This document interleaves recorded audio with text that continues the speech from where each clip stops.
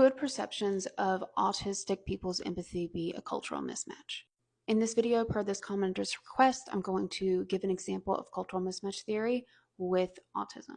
I'm not a clinical psychologist, so I had to look up this double empathy theory, and what I found is that Milton's double empathy theory proposes that people who are autistic, it's not that they don't feel empathy, it's not that they don't feel emotions, it's just that they show the feeling differently than people who are not autistic. And he calls this a double empathy problem because it's a problem for both autistics and non-autistics, but in a different way. People who are non-autistic have the problem that they don't perceive empathy or feelings coming from the other person, and that frustrates them. But then people who are autistic are frustrated that they have to spend so much energy in showing an emotion they already feel in a different way to have it be appeasable and accepted by non-autistics. Empathy is the ability to understand how someone else is feeling and respond accordingly.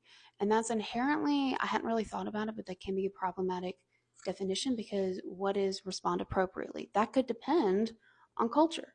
Cultural mismatch theory is the idea that when an institution or organization enforces one culture's cultural norms, but they don't align with a subgroup in the population, that there's a mismatch, and that's what causes discrimination. I've given examples in other videos of how this applies to social class and race, so you can check those out. If I were to apply cultural mismatch theory in this scenario, not being a clinical psychologist, I would say this could happen if an institution enforces the idea of one type of way to perceive an emotion, and that this is a mismatch for autistic people, which has to happen all the time at work. So for example, when I was managing an openly autistic employee, he used to keep his camera off all the time because he was like, the way that my face reacts to people, I just get so much crap for it because I don't react a normal way. So if you define empathy as like maybe cocking your head and nodding and changing your voice like this, then that would be a mismatch for someone who maybe shows empathy in a different way.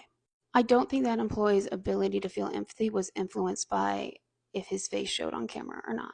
Because by definition, empathy is understanding somebody else's emotions and responding appropriately, but it doesn't define what appropriately is. So to him, and maybe to another autistic person, he is responding appropriately, but in the culture and the organization, which is typically people who are not autistic, like those are the norms that are reinforced, then maybe it's perceived as not appropriately. So once again, it seems like whose rules you're abiding by. I made a video a couple months ago about how it's more appropriate to stare in Germany than it is here, and that for people who feel uncomfortable with staring, it's because they've been raised in cultures where that's inappropriate. And people still commented, yeah, but that makes me uncomfortable and that's rude. It's like, yes, that is the point. You're raised in a culture that told you otherwise. There are also cultures in the world where it's inappropriate to make eye contact at all. But here in the US at work, you're expected to make eye contact frequently. Everything, and I mean everything, is made up.